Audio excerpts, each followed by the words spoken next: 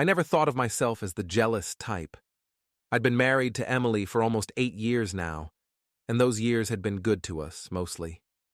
I'd always believed in trust, in the idea that love wasn't something you had to guard with a loaded gun. But life has a funny way of teaching you lessons you never wanted to learn. I'm a soldier, a career man. The army had been my life long before I met Emily, and I loved it fiercely. I'd spent more time in sand-covered battlefields and cramped, sweltering tents than I had in our suburban house. Emily was my anchor, the reason I kept coming back. We met at a veterans charity event. She was working there as a coordinator, and I, fresh out of a deployment, was just trying to blend in with the crowd. She was younger, full of energy and laughter that made me feel alive again. I think I fell for her the moment I saw her.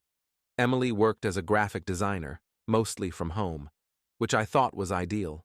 She had flexibility, time to herself, and a career she enjoyed. We had no kids. We'd talked about it once or twice, but life, deployments, and a fair share of someday maybe kept that door shut. But recently, there had been moments, strange, unsettling moments that I couldn't quite put my finger on.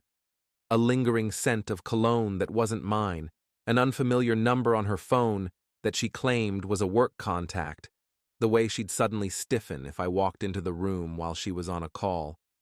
She'd brush it off with a smile and an easy laugh, but I felt a tightness in my chest that I couldn't ignore. At first, I tried to reason with myself. After all, I'd been away for months at a time, sometimes half a year or more. A lonely house can play tricks on you, and maybe she just needed a friend, someone to talk to. But there were other signs, small things, really. Her dressing up more than usual, her phone always turned face down on the table, the way she started spending more time in her studio, working late into the night on projects that seemed to have no deadline. I told myself it was nothing. Emily was just filling the gaps, finding ways to keep busy while I was away. But the thoughts gnawed at me, like rats in the walls of an old house. When I'd call from some faraway base, she'd always pick up, her voice cheerful, asking how I was, telling me she missed me. But there was something missing, a certain warmth, a softness that seemed to have faded over the past few months. And then one night, as I lay awake in a barrack halfway around the world, it hit me. The fear. The kind that claws its way into your guts and doesn't let go. What if I was wrong? What if there was more to it than I dared to admit? I pushed the thought away. I was a soldier. I had bigger things to worry about than paranoia. But every time I heard her voice, every time she seemed a little too busy to talk, the fear crept back in. I had to know. And that's when I decided to cut my mission short, to come home early, unannounced. I told myself it was because I missed her, that I wanted to surprise her. But deep down, I knew the truth. I needed to see it with my own eyes. I needed to know if my instincts were right, or if I'd become just another fool, betrayed by the one person I trusted most in this world. I boarded a plane with my heart pounding in my chest, every mile closer to home filling me with dread and anticipation. I arrived back in town late in the afternoon. My car pulled into the driveway, but I didn't park in my usual spot. That's when I noticed the unfamiliar car, silver, sleek, parked just a few houses down. I frowned, a knot of unease tightening in my stomach. I wasn't expecting company. And so, I walked to the front door, my boots heavy on the pavement. I reached for the handle and paused. The door was unlocked. Emily always kept it locked. Always. I took a deep breath and pushed the door open, the weight of the house's silence pressing down on me like a hand squeezing my chest. In that moment, I knew. The house was quiet, too quiet. The kind of quiet that wraps around you like a fog, thick and suffocating. I stepped inside, my senses on high alert. I'd been trained to notice the little things, the details others might miss. A soldier's instinct, trust it, or it could cost you your life. Everything looked the same. The photos on the walls, the furniture arranged just as we'd left it. But there was an odd stillness to the air, an unnatural stillness. I moved slowly through the entryway, my footsteps muffled against the hardwood floor. My heart pounded in my chest, a steady, relentless drumbeat that echoed in my ears. The first thing I noticed was Emily's shoes, her favorite pair, discarded near the couch. She never left them there. She was always meticulous, a creature of habit. A red flag, but still, I tried to push it aside. I wanted to believe that maybe I was imagining things, that I was reading too much into the smallest details because of my own insecurities. I made my way to the kitchen, scanning the room. Dishes in the sink, 2 coffee cups on the counter, one with lipstick smudged on the rim. I picked it up, examining it closely. Emily hadn't worn that shade in years. She'd said it was too bold, not her style anymore. The tension was building now, a knot twisting tighter and tighter in my gut. I set the cup down and continued, moving toward the hallway that led to the bedroom. That's when I heard it. A faint sound, a muffled giggle, a voice that wasn't hers. I froze, every muscle in my body going taut. The blood rushed to my ears, and I felt a cold sweat trickle down my back. My hand instinctively went to my side, feeling the familiar weight of the pistol holstered there. I had brought it with me, more out of habit than necessity. But now it felt like an extension of my arm, a comforting presence in the midst of the uncertainty. I took a step closer, straining to hear more. Another giggle, louder this time, followed by a low murmur. A man's voice, deep, unmistakable. My heart stopped for a moment. It wasn't just a suspicion anymore. There was someone in my house, someone with my wife. I moved silently down the hall, years of training kicking in. I kept my breathing steady, my footsteps light. I reached the closed bedroom door, my hand hovering over the knob. The voices were clearer now, words slipping through the cracks in the wood. "Don't worry, he won't be back for days." Emily's voice, breathless, full of a kind of excitement I hadn't heard in years. And then the man, laughing softly. "Are you sure?" "I don't want to get caught." I felt something inside me snap, like a taut wire suddenly breaking. My fingers tightened around the handle of my pistol, my knuckles white. I could feel the rage boiling up, red hot and uncontainable. I took a deep breath, steadying myself. I knew what I had to do. I knew that once I opened that door, there would be no going back, no turning away from the truth, no pretending that everything was fine. I took one last breath, then kicked the door open with all the force I could muster. The door flew off its hinges, slamming against the wall with a deafening crash. Emily's scream pierced the air, followed by a panicked shout from the man, a stranger, scrambling to his feet, naked and terrified. Emily clutched the sheets to her chest, her eyes wide with horror, her face drained of color. I raised my pistol, pointing it at them both, my voice a snarl that I barely recognized as my own. "Here I am, you bastards!" I shouted. The man leaped from the bed, making a desperate run for the window, but he stumbled, his foot catching on the corner of the dresser. He fell, cursing, scrambling on the floor, his face contorted with fear. I felt a sick satisfaction watching him flail, a part of me almost hoping he'd try to make a move, give me a reason to pull the trigger. Emily began to sob, her voice choked with desperation. "Please, please don't do this." But I was beyond reason now. This wasn't the woman I had loved, the woman I had trusted. This was a stranger, a liar, a cheat. And my revenge was just beginning. Everything seemed to slow down, like I was moving through thick, dark water. My breath came in ragged bursts, my finger resting against the cool metal of the trigger. Emily was crying now, her shoulders shaking with each sob, but I couldn't look at her. I couldn't bear to see her face that I had once held in my hands, that I had kissed 1,000 times, now twisted in fear and guilt. The man, her lover, was still struggling to get up, his hands slipping on the hardwood floor. He was younger than me by at least 10 years, maybe more. Lean, with a mop of dark hair, a face that might have been handsome if it wasn't frozen in panic. He finally managed to stand, his back against the wall, his hands up in a gesture of surrender. He looked between me and Emily, as if unsure of which one of us was more dangerous. "Look, man, I didn't know," he started, his voice quivering, but I cut him off with a sharp wave of my pistol. "Shut the hell up!" I roared, and he flinched, his mouth snapping shut. I could feel my pulse throbbing in my temples, my vision narrowing until all I could see was the two of them, cornered like animals. Emily's sobs grew louder, her words coming out in broken gasps. "I'm sorry. I'm so sorry. I never wanted to hurt you." I finally looked at her then, my eyes cold and hard. "Hurt me?" I spat, the taste of bile rising in my throat. "You think this is just about hurt? This is betrayal, Emily. You lied to me. You lied to my face every damn day."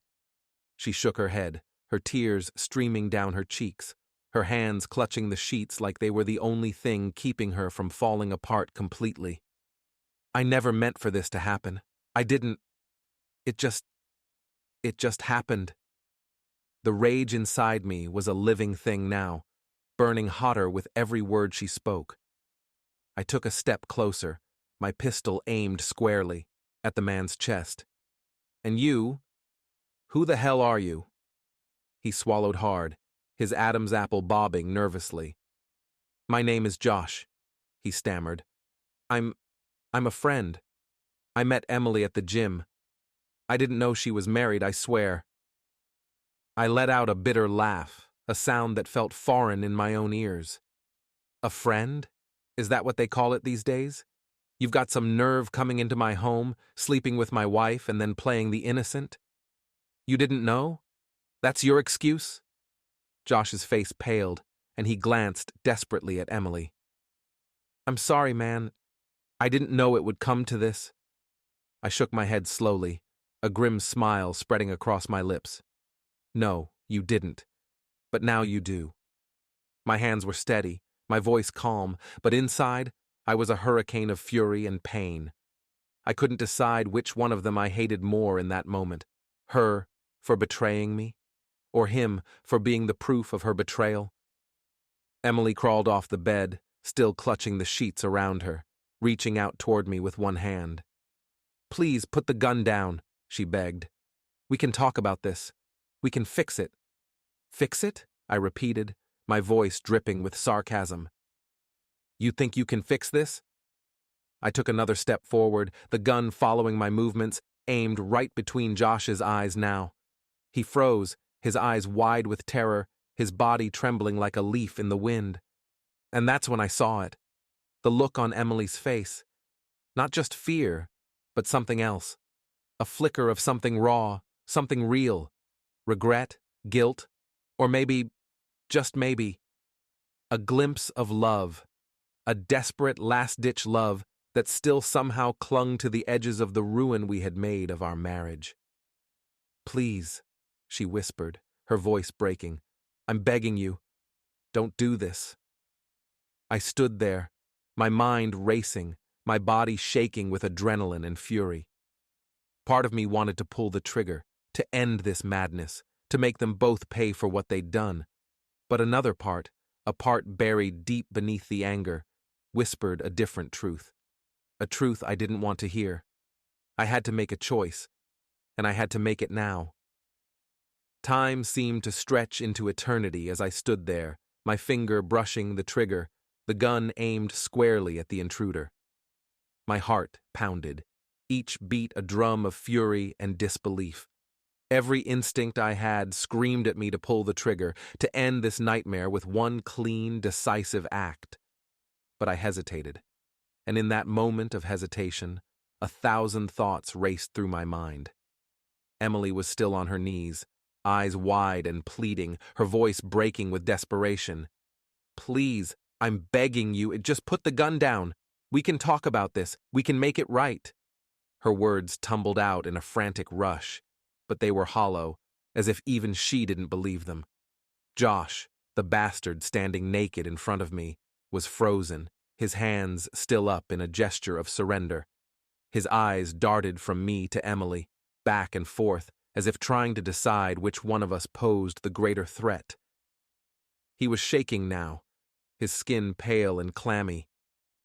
Fear was written all over his face, and I could see the sweat beading on his forehead. And me? I was lost somewhere between anger and pain, between the urge for revenge and the crushing weight of betrayal. I had thought of Emily as my rock, my anchor in a world that constantly spun out of control.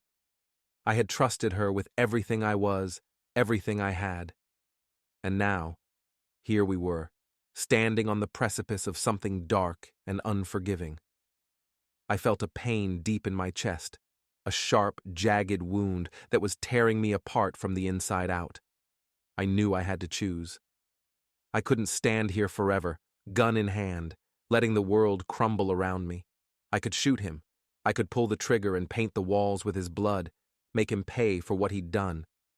But then what? Would that bring back the trust that had been shattered? Would that erase the image of Emily's betrayal that was now seared into my mind? "Why, Emily?" I finally asked, my voice raw, almost pleading. "Why him? Why this?" She shook her head, her tears flowing freely now, streaking her cheeks. I don't know. I was lonely. I needed someone. You were gone so much, and I felt like I was losing you. It just happened, I swear. I never meant to hurt you." "You were lonely?" I snapped, my voice rising. "And you thought this was the answer? Screwing around behind my back? You think that makes it better?" Josh tried to speak again, his voice trembling. "I'm sorry, man. I didn't—" "Shut up!" I shouted, turning the gun back on him. He shrank back, his eyes wide with terror. "You don't get to speak, not now." For a moment the room was silent except for Emily's sobs. My hand started to shake, the gun wavering. I felt the sting of tears in my own eyes, but I blinked them away. I couldn't afford to be weak. Not now. "I should kill you both," I said, my voice a low growl. "I should just end it right here." Emily gasped, her hand reaching out to touch me, but I jerked away, my skin crawling at the thought of her touch. "No, please, don't do this. I'm begging you." I stared at her, at this woman I thought I knew, and I felt the weight of all the years between us, the good times, the bad, the nights we spent tangled in each other's arms, whispering promises that now felt like lies, and slowly, very slowly, I lowered the gun. "I'm not going to kill you," I said finally, my voice hoarse. "Not today." Josh exhaled a breath he'd been holding, his body sagging with relief. But I wasn't done yet. I turned to him, my eyes cold and unforgiving. "But you get the hell out of my house," I snarled. "And if I ever see your face again, I swear to God, I will not hesitate next time." He nodded frantically, stumbling over his own feet as he grabbed his clothes, not bothering to put them on, just clutching them to his chest like a shield. He ran past me, almost tripping in his haste to escape, and I heard the front door slam shut behind him. Emily stayed where she was, on the floor, tears still streaming down her face. I looked at her, my anger mixing with a deep, aching sadness. "I don't know what to do with you," I muttered, more to myself than to her. She crawled closer, reaching for my hand, her voice soft and pleading. Please, let's just talk.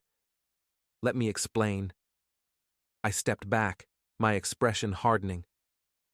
"There's nothing to explain, Emily. You made your choice, and now you'll have to live with it." I turned away, feeling the weight of her gaze on my back, but I couldn't look at her anymore. I couldn't stand to see the pain, the regret in her eyes, because it was a mirror of my own. I walked out of the bedroom, leaving her there, shattered and alone, knowing that nothing would ever be the same again. I walked out of that bedroom feeling like I was wading through a thick, murky fog. Every step felt heavy, deliberate, as if the air itself was pushing against me, slowing me down. I made my way to the living room, where everything seemed painfully ordinary. The same old couch, the same TV, the same framed photos on the walls of Emily and me, smiling, blissfully unaware of what was to come. I collapsed into the armchair, my head falling into my hands. I couldn't stop my mind from spinning, replaying the last few minutes over and over like some twisted movie reel stuck on repeat. I'd caught them. I'd seen it with my own eyes. There was no way to unsee it, no way to erase the images burned into my brain. The sheets tangled around them, the look of shock on their faces, the way Emily had begged. I wanted to scream, to punch something, to make the world stop spinning. But all I could do was sit there, numb, staring at the floor as if it held the answers I needed. Emily appeared in the doorway, still clutching the sheets around her body like a shield. Her face was pale, her eyes red from crying, but she didn't say anything. She just stood there, waiting, watching me, as if she were afraid to come any closer. I couldn't look at her, not yet, not with all the anger and confusion boiling inside me. I leaned back, staring up at the ceiling, my voice hollow when I finally spoke. "How long?" I asked quietly, the words barely a whisper. She swallowed hard, her voice trembling. It started a few months ago. I didn't mean for it to happen, I swear."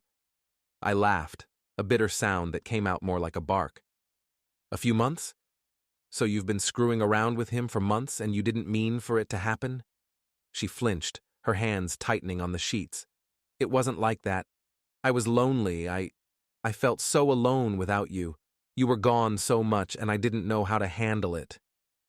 I shook my head, feeling a wave of disgust roll over me. "You were lonely. That's your excuse.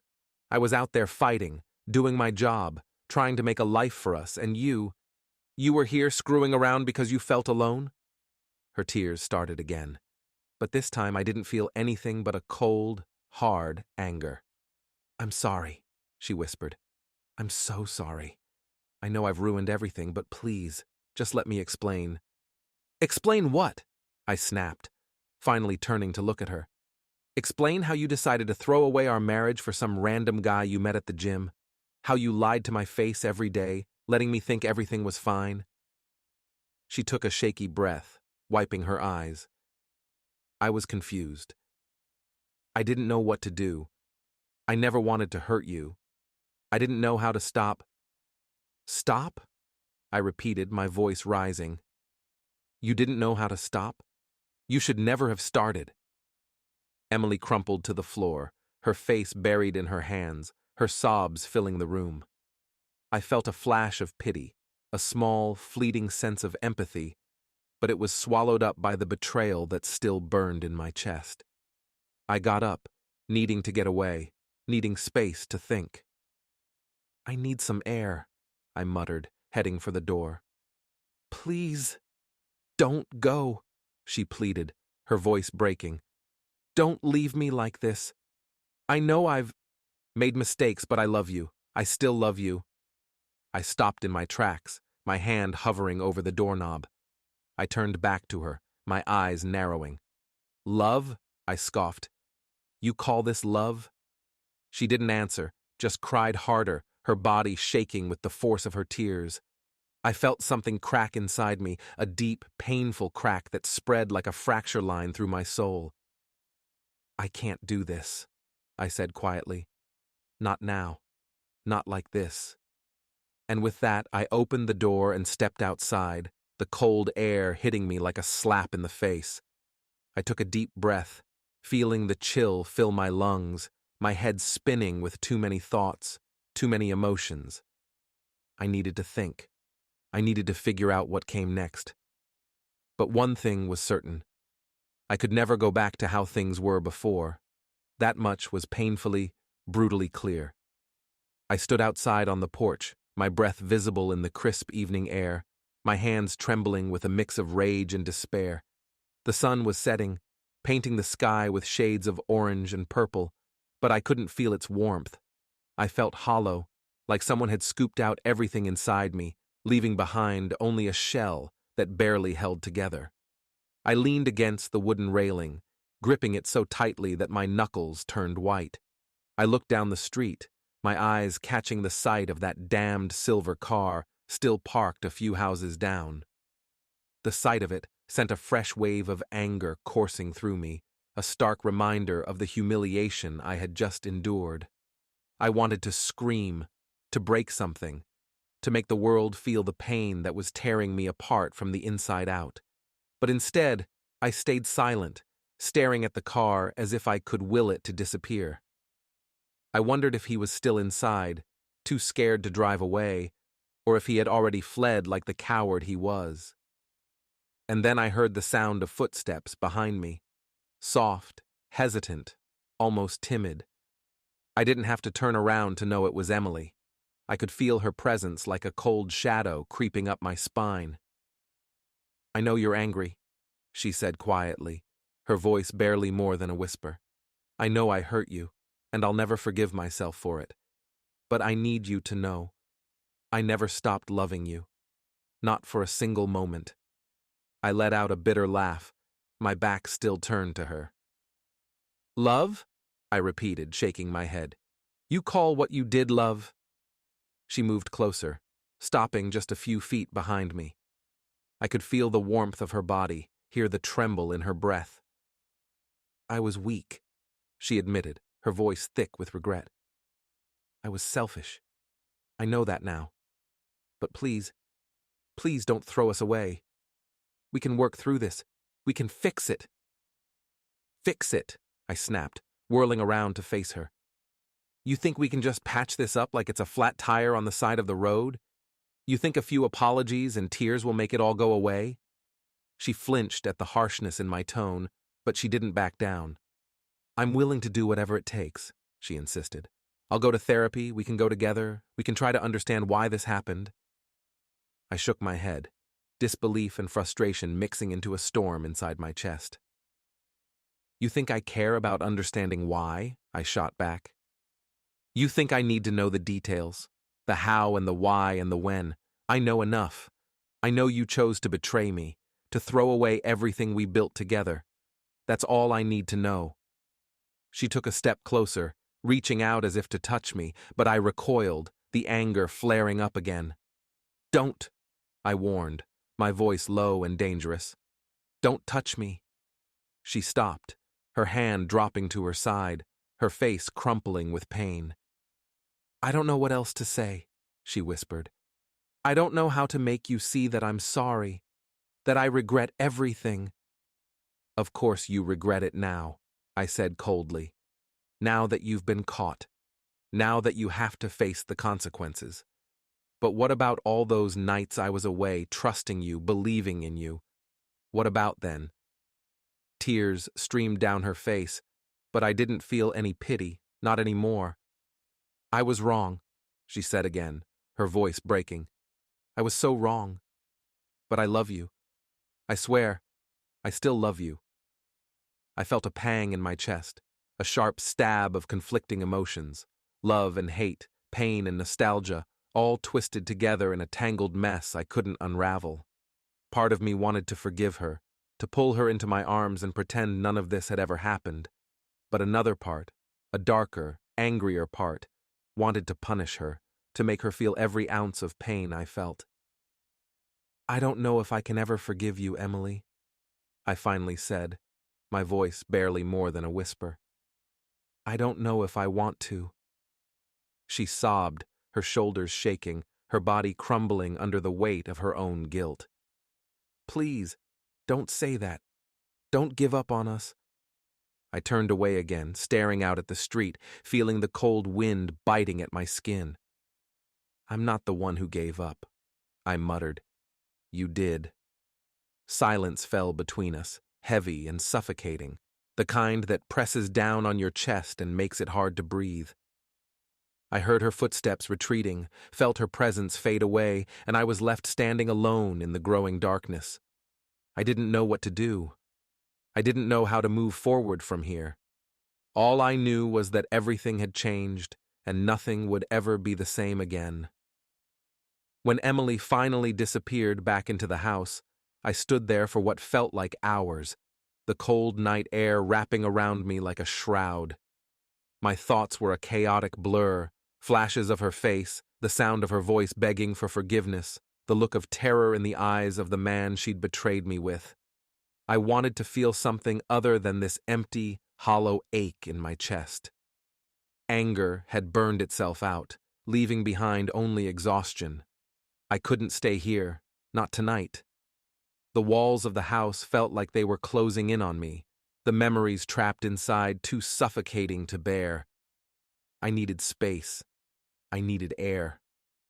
Without a second thought, I got in my car and drove. I had no destination in mind, no plan, just the urge to move, to get away from the scene of my humiliation and heartbreak. The headlights cut through the darkness, illuminating the road ahead as I sped through empty streets, the town quiet and still.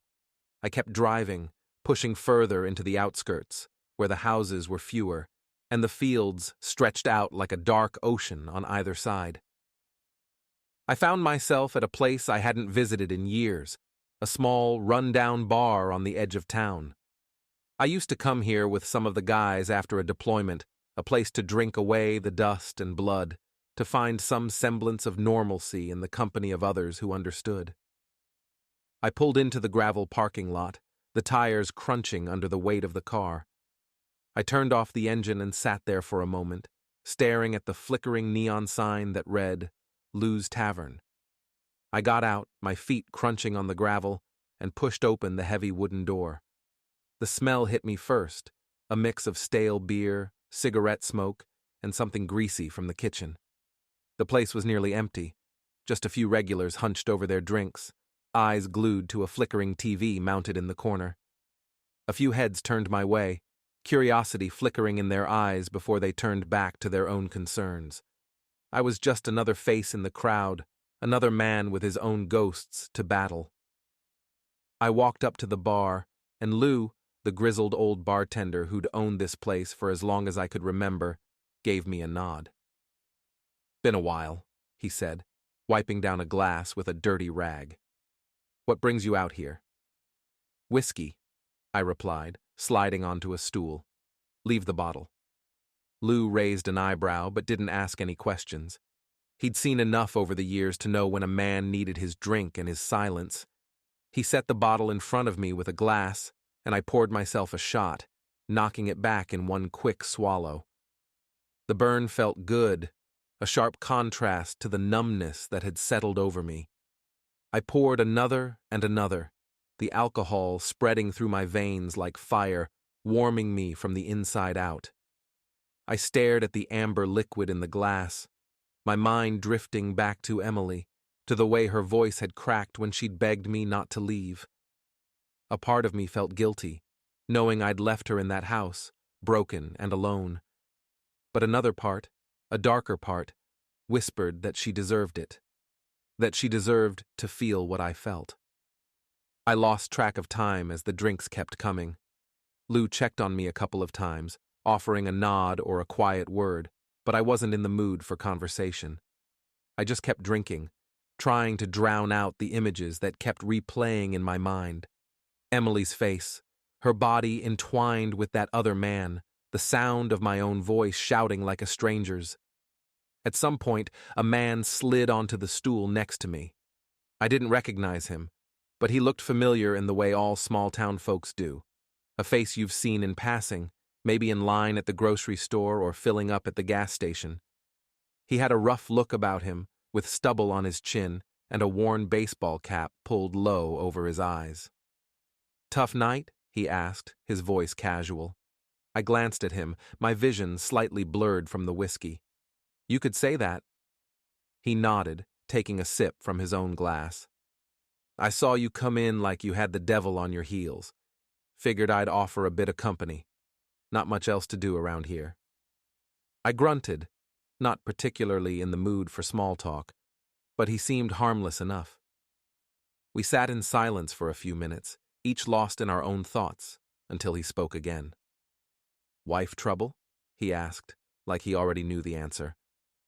I laughed, a harsh, bitter sound that surprised even me. Something like that. He nodded again, a knowing look in his eyes. Yeah, I've been there. Seen it happen to plenty of guys. You're not the first, and you won't be the last. His words hung in the air, and I felt a surge of anger flare up. Again. I didn't want to be just another statistic, another poor bastard with a cheating wife. I wanted this pain to mean something, to matter in a way that was more than just another sad story. What do you do about it? I muttered, not really expecting an answer. He shrugged, a slow, deliberate motion. You survive, he said simply. One day at a time, you pick up the pieces and figure out what's left. I turned away, staring down at my empty glass. I didn't know if I could survive this. I didn't know if I wanted to, but I had to. One way or another, I had to find a way to keep going. I left the bar sometime after midnight, my head swimming with whiskey and regret. The cold night air hit me like a punch, and I blinked hard, trying to clear the fog from my mind. My hands were shaky, but I managed to get my car keys out and fumble them into the ignition. The engine roared to life, a low rumble that matched the chaos in my chest. I didn't have a plan, just a direction, away from everything, away from her, away from the mess that used to be my life. As I drove, the streets blurred past in a haze, the headlights of my car carving a path through the darkness. I turned off the main road, heading toward a back route that snaked through the woods, wanting to be somewhere quiet, somewhere empty. My thoughts were a storm, whipping back and forth between rage and pain, memories of Emily's betrayal twisting like knives in my gut. I drove until the gas gauge dipped low, and I knew I'd have to stop soon. I pulled over onto the side of the road, killing the engine, and just sat there in the dark, my hands gripping the wheel, my breathing heavy and uneven. I could still see her face in my mind, the way she'd looked at me, desperate and scared, begging me not to leave. A fresh wave of anger surged through me, and I slammed my fist against the dashboard, the pain in my knuckles feeling like a relief against the numbness. I closed my eyes, taking a deep breath, trying to focus. I couldn't just sit here forever. I needed to clear my head, to think. I opened the car door and stepped out, the cool air rushing against my face, the rustle of the trees surrounding me in the darkness. I looked around. The road was deserted, the only sound the distant hum of crickets and the occasional rustle of leaves in the wind. It was peaceful in a way that felt almost wrong, given the turmoil in my mind. I leaned against the hood of the car, staring up at the sky, the stars barely visible through the canopy of trees. I had no idea how long I stood there, just breathing, trying to find some semblance of calm in the chaos. And that's when I heard it, a faint sound, like gravel crunching underfoot. I turned quickly, my senses sharpening, my hand instinctively reaching for my side where my pistol would normally be. But I'd left it back at the house in my hurry to get away. I squinted into the darkness, trying to make out the shape approaching me. A shadow moved through the trees, slow and deliberate. I tensed, ready to defend myself if it came to that. The figure stepped into the dim light cast by my car's headlights, and I saw him. The man from the bar. The one who'd sat next to me, talked about surviving. His face was partially hidden by the brim of his cap, but I could see the glint of his eyes watching me carefully. "What the hell are you doing out here?" I asked, my voice rough with suspicion. He shrugged, taking a few more steps closer, hands raised in a placating gesture. "Saw you leave. Thought you might need some company," he replied, his voice calm, almost friendly. "Didn't look like you were in a good place back there." I narrowed my eyes, not quite trusting his intentions. "Why do you care?" He stopped a few feet away, leaning casually against a tree. "I've been where you are," he said simply. "Sometimes it helps to have someone to talk to, someone who gets it." I looked at him, trying to read his expression, to see if there was something more behind his words. His face was calm, almost sympathetic, and for a moment I felt a flicker of gratitude that someone had bothered to follow me out here. Talking doesn't change anything, I muttered, turning my gaze back to the dark road. It doesn't fix what's broken. No, it doesn't, he agreed, his voice quiet. But it can help you figure out what to do next, help you see things a little clearer. I let out a sigh, my shoulders sagging with the weight of everything. I don't know what to do, I admitted, more to myself than to him. I don't know if I can go back, if I even want to. He nodded, taking a step closer, still keeping his distance. You don't have to decide right now, he said. Take your time. You've been through hell. No one expects you to have all the answers right away. I studied him for a moment, then shook my head.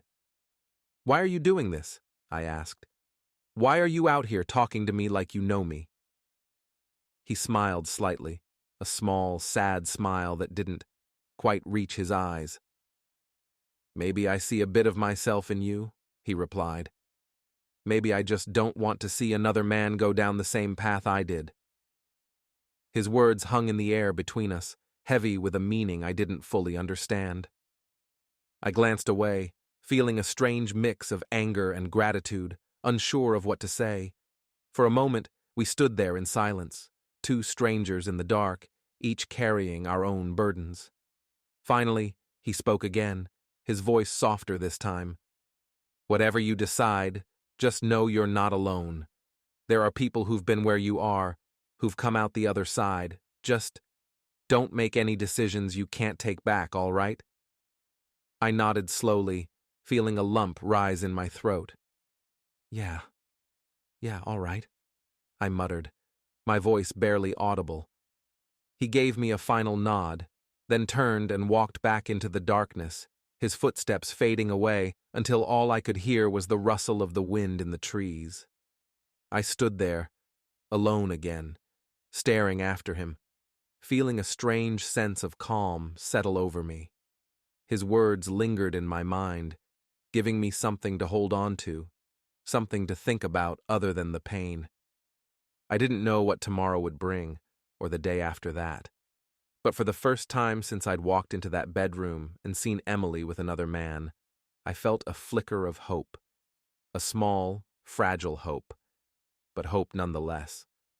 I got back into my car, turned the key, and drove off into the night, unsure of where I was headed but knowing I wasn't ready to give up just yet. I drove aimlessly through the empty streets, my mind replaying the stranger's words over and over. The whiskey still buzzed in my veins, but my thoughts were sharper now, cutting through the fog of alcohol. I needed to face this head-on, not run away like a coward.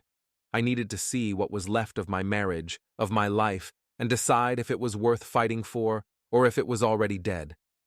It was nearly dawn when I finally found myself turning back onto our street, the familiar sight of our house slowly coming into view. The light was on in the living room, spilling through the curtains, and I could see Emily's silhouette moving back and forth inside. I parked a little ways down, just out of habit, and sat there for a moment, watching her. Part of me wanted to turn the car around, to drive until I ran out of gas, out of road, out of excuses. But I couldn't do it. Not yet.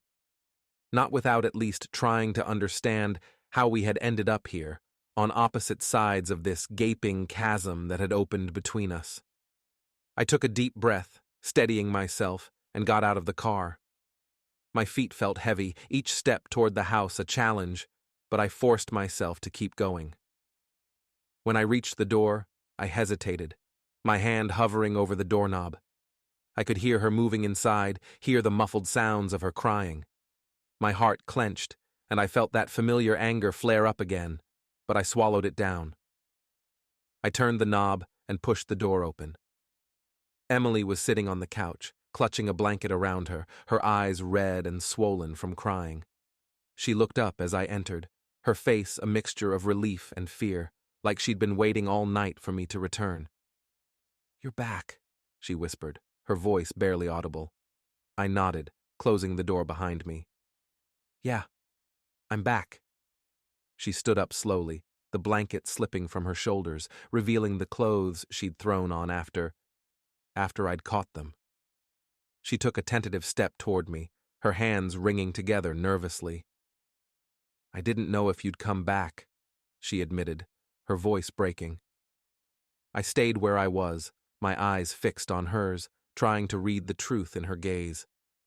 "I had to think," I replied. "Figure out what the hell to do next." She nodded, her eyes shimmering with fresh tears. "I'm so sorry. I know I keep saying that, but it's the truth. I don't expect you to forgive me, but I need you to know how much I regret what I did." I felt a wave of frustration and hurt roll through me. "Why, Emily? Why did you do it?" I asked, my voice raw. "I need to understand. I need to hear it from you." She looked down, tears falling silently onto her cheeks. "I don't know," she whispered. "I felt so alone. You were always gone, and I thought maybe I didn't matter to you anymore. And when Josh showed interest, I let myself believe it was okay. Just for a moment. Just to feel something." I shook my head, the pain in my chest sharpening. "So it was my fault? I was gone too much, so you decided to find someone else?" "No!" she cried, stepping closer, her hands reaching for mine, but I pulled away. "It's not your fault. I'm the one who made the mistake. I'm the one who betrayed you. I was weak. I was stupid. I let my fear get the better of me. I know that now." I clenched my fists, trying to hold back the anger that still simmered beneath the surface. "And what now? What do we do now, Emily? How do we go on from here?" She looked up at me, her eyes filled with desperation and hope. "I want to try. I want to fix this. If you'll let me. I'm willing to do whatever it takes. Therapy, counseling, whatever you need. But please don't walk away from us. Don't give up on us." I stared at her, searching for any sign of deceit, any hint that she was lying again. But all I saw was fear, regret, and a love that still flickered somewhere deep inside. I took a deep breath, considering my next words carefully. "I don't know if I can trust you again," I said slowly. "I don't know if I want to try, but I'm willing to talk, to see if there's anything left to save. Just don't expect it to be easy. Don't expect it to be quick." She nodded eagerly, tears spilling down her face. "I understand. I'll do whatever it takes." I swear I sighed, feeling the weight of the decision settling heavily on my shoulders. "We'll see," I muttered. "We'll see what happens." Emily took a cautious step closer, her eyes searching mine for any sign of hope. "Thank you," she whispered. "Thank you for giving me a chance." I didn't respond, just turned away, my thoughts spinning in 1,000 different directions. I needed time. I needed space. But at least now, there was a faint, fragile thread of something to hold on to, a chance, however slim, that maybe, just maybe, we could find our way back from this abyss. I walked past her, heading toward the bedroom, my footsteps heavy with uncertainty. "I'm going to sleep," I said quietly. "We'll talk in the morning." She nodded, not daring to say more, and I felt her eyes on me as I disappeared down the hallway, feeling both relieved and terrified by the path I had just chosen. I lay in the dark, staring at the ceiling, my mind restless, despite the exhaustion weighing down my body. The house was silent now, Emily in the next room, waiting, hoping. I could feel her presence through the thin walls, like an anxious heartbeat echoing in the stillness. My thoughts spiraled as I tried to process everything that had happened, everything that might still come. I wanted to sleep, to let the darkness swallow me whole, but my mind refused to quiet down. Instead, I found myself replaying the past, every moment, every decision that had led us here. The early days of our marriage flashed before my eyes, the way she'd look at me with a smile that could light up a room, the way we'd hold each other tight, promising forever. It all felt so distant, like a memory from another life. I didn't know how we had gotten so lost. When did the distance between us grow so wide? Was it my fault for being gone so much, or hers for looking for comfort in someone else? Maybe it was both. Maybe it didn't matter anymore. All that mattered was what came next. I rolled over, my eyes heavy, but sleep still wouldn't come. I thought about the man from the bar, his words ringing in my ears. Don't make any decisions you can't take back. I wondered what he had gone through to make him say that, what mistakes had haunted him in the dead of night. I didn't want to be like him, carrying the weight of regrets for the rest of my life. But I also didn't know if I had it in me to forgive her, to move past this betrayal. The hours ticked by, the first light of dawn creeping through the window when I finally got out of bed, feeling the stiffness in my muscles, the ache in my bones. I walked quietly to the living room, where I found Emily curled up on the couch, still awake, her eyes red and swollen from crying. She looked up at me, her face hopeful, but there was fear there too.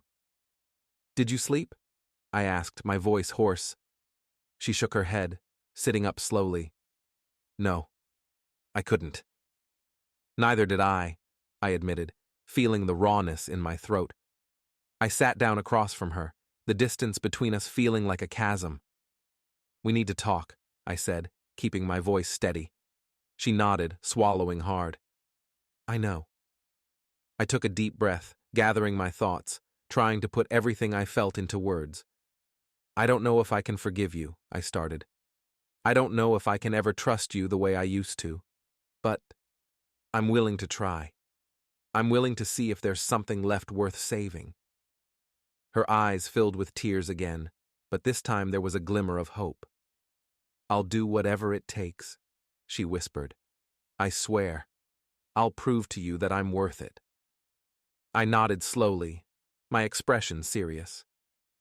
"This won't be easy, Emily. It won't be quick. There will be days I won't even want to look at you. I won't pretend I can just forget what you did.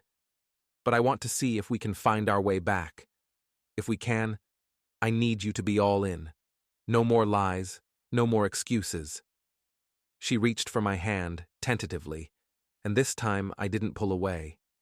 Her touch was warm, soft, and I felt a flicker of something, a memory of what we used to be. "I promise," she said, her voice barely a whisper. "I'll be all in. I'll fight for us. If you're willing to fight too." I squeezed her hand lightly, feeling the weight of my decision settle in my chi-chi.